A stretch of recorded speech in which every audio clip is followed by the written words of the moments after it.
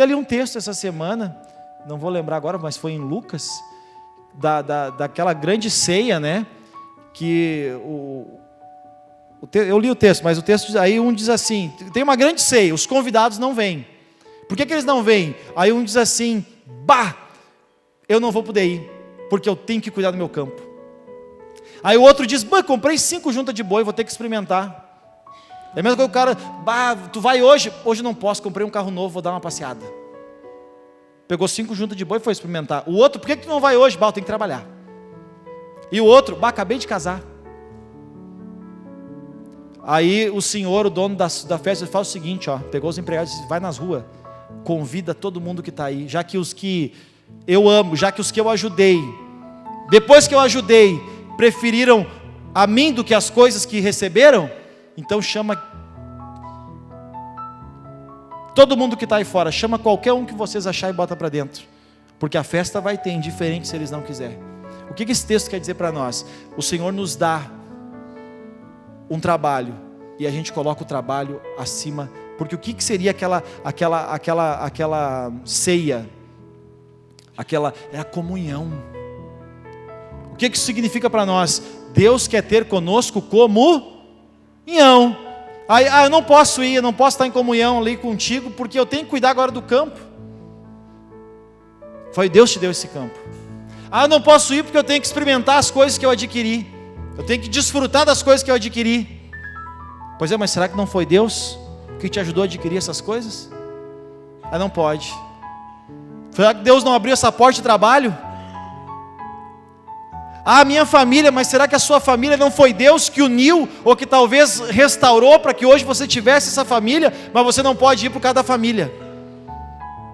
Deus não está dizendo deixa a família. Deus, o que a gente pensa? Pega a família e vai junto. Amém? Amém, gente?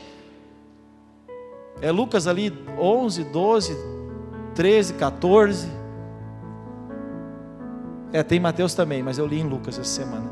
Então, muitas vezes Deus nos dá as coisas, Deus nos abençoa, e nós esquecemos de Deus para cuidar daquilo que Ele nos deu. Quantas pessoas têm um filho? Mulheres que oram por um filho, por ter um filho, e depois o filho é a vida delas. Quero dizer, o filho de todo mundo aqui vai crescer, vai casar, e você vai deixar de ser prioridade na vida dele. E isso é a lei Então aproveite seu filho enquanto está com você. Amém? Porque isso é a lei da vida, e eles têm que fazer isso mesmo, porque no natural, a gente chama de natural, né? Mas assim, no normal, aos nossos olhos, não aos olhos de Deus, os filhos enterram os pais, sim ou não? Isso é uma visão humana, porque cada um tem um tempo de vida terrena estabelecido por Deus, está lá no Salmo 139. Cada um tem seus dias contados, então a gente não sabe se vai primeiro, mas na maioria das vezes os filhos enterram os pais.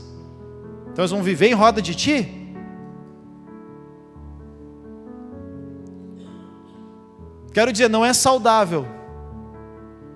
Filhos barbados, filhas barbadas, não é normal, não é saudável. Eles têm que constituir as suas famílias, amém? Ou viver para o sagrado. O apóstolo Paulo ensina isso na Bíblia. Bom é que as virgens não se casem, é um conselho que ele dá, mas não se casem para ser umas freiras, amém? Não é o que está na Bíblia, mas o apóstolo Paulo diz, para quê? Para cuidar das coisas e de como agradar ao Senhor. E as casadas têm que se dividir entre agradar ao Senhor e cuidar da família. Os homens, que legal aqueles que conseguem servir o celibato, legal, mas não consegue, então casa e vai se dividir entre servir a Deus e cuidar da sua família. Está vendo como a Bíblia, ela tem, gente, resposta para tudo, direção para tudo. Lá em 1 Pedro 2:1, olha o que diz o texto. Agora é Pedro falando, porque era uma realidade o que todos os apóstolos estavam vivendo. Diz aqui: deixando toda malícia, todo engano, todo fingimento, toda inveja, toda murmuração, desejai afetuosamente, como meninos, a minha tradução diz recém-nascidos, o leite, aqui diz racional, a minha tradução diz o leite espiritual, não falsificado, para que por ele, por esse leite, vades, o que, gente? Crer? Então a palavra de Deus, sempre que você lê leite na palavra, leite é alimento. Mas é alimento para o crescimento.